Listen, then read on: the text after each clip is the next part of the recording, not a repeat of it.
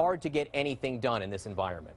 It is. By the way, I just have to make a political point, which is for Chuck Schumer to talk about people rising above party. Wow. This is a guy who's maybe the most partisan majority leader or minority leader in a long time in the Senate. But back to the point about the economic agenda, there's no question about it that it has been blindsided by the events of the last week and a half or 2 weeks. And I do think that's one of the reasons that investors are getting nervous. You've seen a very jittery stock market. The markets, workers, and employers do want this tax cut. They do want a resolution on the health care. And I do think it's bad for the economy when you get this kind of scandal-ridden White House.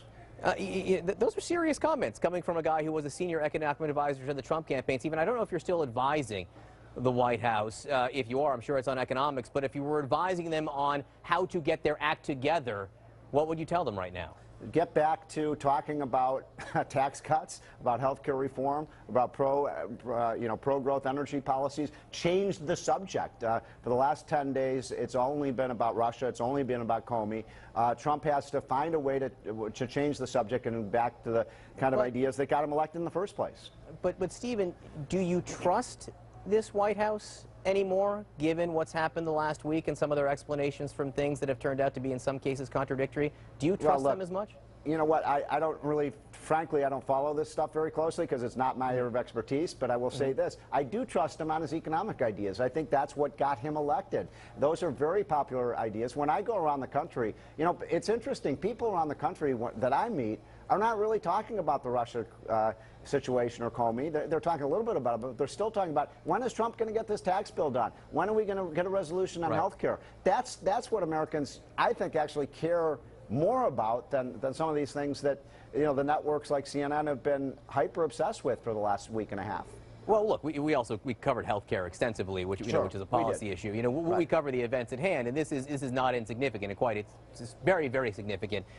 You know, Stephen Moore, you signed on, or you were involved with the campaign early on. Is this going the way you thought it would?